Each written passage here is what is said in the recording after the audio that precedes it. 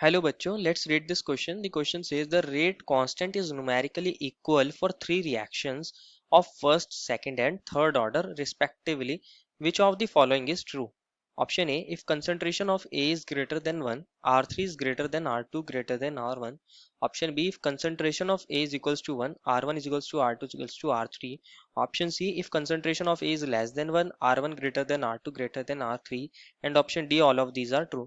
बच्चों इस क्वेश्चन में हमसे कहा गया है कि हमारे पास तीन रिएक्शन है, एक फर्स्ट ऑर्डर की, एक सेकंड ऑर्डर की और एक थर्ड ऑर्डर की, और उन तीनों के लिए रेट कांस्टेंट की वैल्यू न्यूमेरिकली इक्वल है। और हमसे पूछा गया है उनके रेट के बारे में कि उनका रेट क्या ऑर्डर फॉलो करेगा अगर कंसंट्रेशन ऑफ ए 1 हो जाए या 1 से ज़्यादा हो जाए या फिर 1 से कम हो जाए। तो फर्स्ट ऑफ ऑल बात करते हैं इस क्वेश्चन के अंदर हमारे की कंसेप्ट की। की कंसेप्ट क्या होगा बच्चों, हमारे पास रेट लॉ एक्सप्रेशन। बच्चों हमें रेट लॉ एक्सप्रेशन लिखना आना चाहिए। हम क्या करेंगे, तीनों केसेस में रेट लॉ एक्सप्रेशन लिखेंगे और उन रेट लॉज को कंपेयर करेंगे। तो ये इस क्वेश्चन में की कंसेप्ट होगा। कंसिडर करिए मेरे पास कोई रिएक्शन है ए टू पी, मतलब ए रिएक्टेंट है और पी प्रोडक्ट है। अगर मुझे इस क्वेश्चन में रेट लिखना होता है तो मैं लिखता हूँ rate is equals to R is equals to K और ए की पावर एन, जहाँ ये स्क्वायर ब्रैकेट डिनोट करते हैं कि ये मोलर कंसंट्रेशन ऑफ ए और एन डिनोट करता है ऑर्डर ऑफ रिएक्शन। इस तरह करके हम रेट लॉ का एक्सप्रेशन लिखते हैं और आर डिनोट कर रहा है रेट, ऑर्डर ऑफ रिएक्शन। अब वन बाय वन हम तीनों रेट कंसिडर करेंगे। जब हमें रेट दिया है फर्स्ट, एक बार दिया है सेकंड और एक बार दिया है थर्ड, तो मैं फर्स्ट वाले के लिए लिख रहा हूँ R1, ये फर्स्ट ऑर्डर रिएक्शन है। इसी तरह मैं सेकंड ऑर्डर रिएक्शन के लिए भी लिखूंगा और एक बार मैं थर्ड ऑर्डर रिएक्शन के लिए भी लिखूंगा। R1 क्या हो जाएगा बच्चों K, और A की पावर क्या हो जाएगी बच्चों 1, क्योंकि फर्स्ट ऑर्डर है। सिमिलरली R2 क्या हो जाएगा K और A की पावर क्या हो जाएगी बच्चों 2, और R3 क्या हो जाएगा हमारे पास K और A की पावर क्या हो जाएगी 3। क्वेश्चन ने कहा है न्यूमेरिकली रेट कांस्टेंट मतलब के इक्वल है, तो इसको मैं सिंपली A की पावर 1 लिख सकता हूँ, इसको मैं लिख सकता हूँ A की पावर 2 और इसको लिख सकता हूँ मैं A की पावर 3। फर्स्ट ऑफ ऑल हम कंडीशन लेते हैं, अगर A कंसंट्रेशन ऑफ A क्या हो जाए 1, if concentration of A is 1, तो बात करते हैं इसके अंदर हमारा क्या रहेगा। अगर कंसंट्रेशन ऑफ A 1 हो जाए तो हमारा R1 भी 1 आ जाएगा, R2 भी 1 आ जाएगा और R3 भी 1 आ जाएगा। क्यों? R1 था हमारा A की पावर 1, मतलब 1 की पावर 1 1 होता है। सेकंड क्वेश्चन में R2 क्या हो जाएगा 1 की पावर 2, 1 की पावर 2 1 होता है।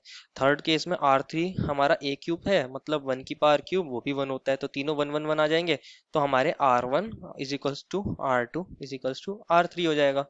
ठीक है, अब बात करते हैं सेकंड पार्ट की। सेकंड में हमें कहा था मतलब कि अगर कंसंट्रेशन ए की 1 से ज्यादा हो जाए, मतलब ये एक पॉजिटिव वैल्यू है। अगर ये पॉजिटिव वैल्यू होगी तो हमारे पास जो R3 है उसके अंदर तो बच्चों ए क्यूब है। इसको एक एग्जांपल तो समझते हैं अभी। और अगर R2 की बात करूं तो वो है हमारा ए स्क्वायर, और जो R1 है हमारा वो क्या है बच्चों ए की पावर 1। इसको एक एग्जांपल से समझते हैं। मान लीजिए 1 से ज्यादा वैल्यू क्या हो सकती है 2 हो सकती है। मैं अपनी तरफ से ए की कंसंट्रेशन को 2 मान लेता हूँ। अगर कंसंट्रेशन ऑफ ए क्या हो जाए 2, तो ये कितना आ जाएगा बच्चों 2 का क्यूब, मतलब ये बन जाएगा 8। और ये कितना हो जाएगा 2 का स्क्वायर, मतलब ये बन जाएगा 4। और ये हो जाएगा हमारे पास 2 की पावर 1, मतलब ये हो जाएगा 2। तो अगर आप ध्यान से देखोगे R3 बड़ा हो जाएगा R2 से और R2 बड़ा हो जाएगा R1 से।